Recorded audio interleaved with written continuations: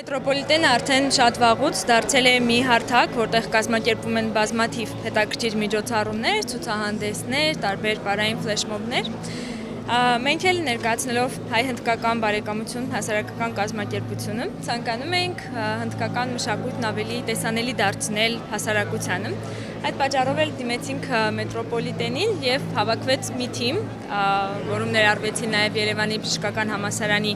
ուսանողական ասոցիացիան, մեդիաֆոկուս գործակալությունը, դեսպանատան աջակցությամբ բնականաբար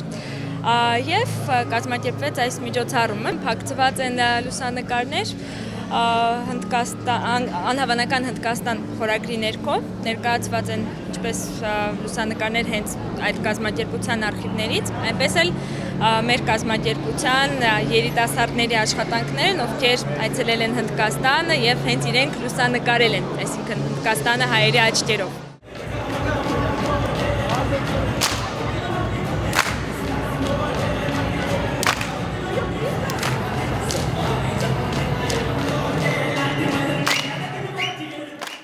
Միջոցառումը անց է կազմվում հենց երիտասարդական կայարանում, քանի որ մեծ թվով ուսումնական հաստատություններ գտնվում են քաղաքի հենց այս հատվածում, որտեղ եւ սովորում են մեծաքանակ օտարերկրյա ուսանողներ, այդ թվում նաեւ հնդիկներ։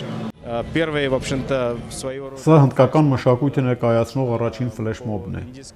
Այն կազմակերպվել է Հնդկաստանի դեսպանատան աջակցությամբ։ Միջոցառումը եւս մեկ առիթ է մեր մշակույթը Հայաստանում ներկայացնելու համար։ Հայ-հնդկական բարեկամությունը երկարամյա պատմություն ունի։